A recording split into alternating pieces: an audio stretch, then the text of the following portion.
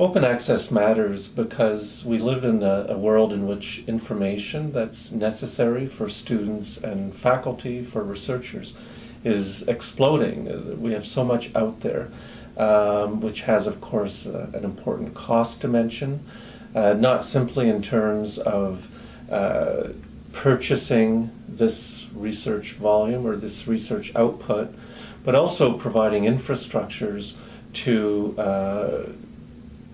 access the information that's out there. We need more sophisticated computer networks. We need support for journals and for associations, which in a time of budget cuts is a challenge. So the open access movement is really quite important for the ongoing dissemination of knowledge coming out of universities.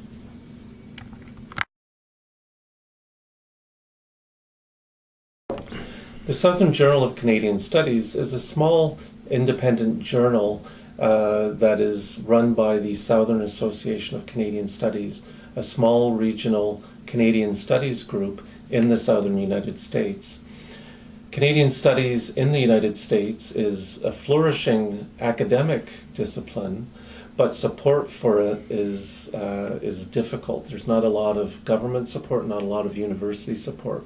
A few years ago, I was asked to take over the editorship of the journal, and it was pretty well all done as a one-person show.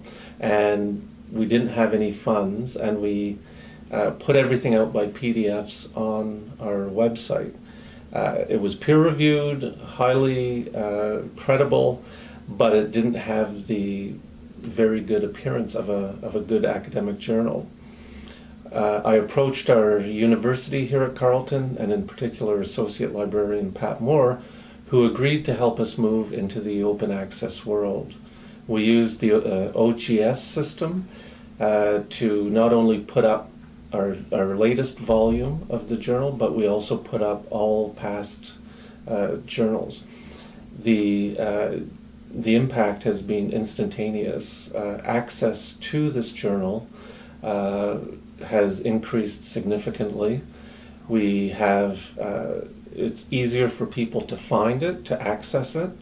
Down the road, as we continue to exploit the software, we'll be able to become a fully fledged operational journal on the web with relatively little input.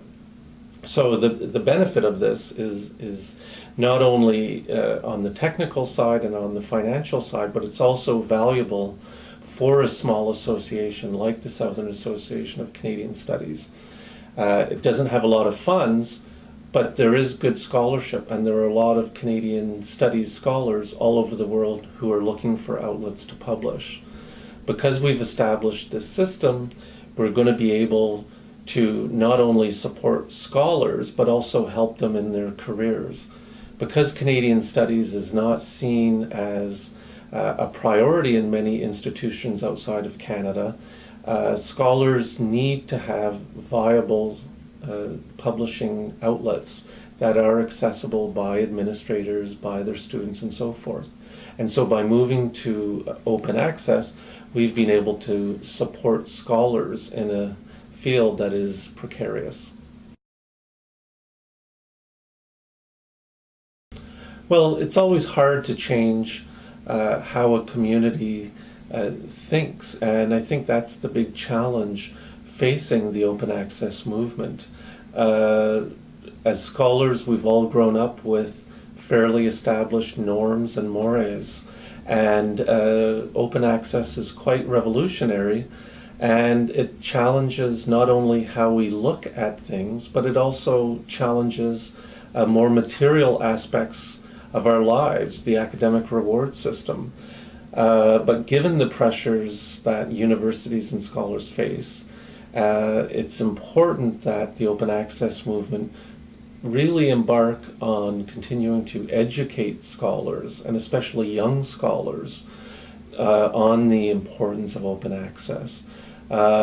People who are further on in their career may be less interested in sort of becoming supportive of open access, but certainly young scholars, people in graduate school or early in their careers, have an opportunity to participate in the open access system. And if their scholarship is good, it should allow them nevertheless to be recognized and to have success in their academic careers.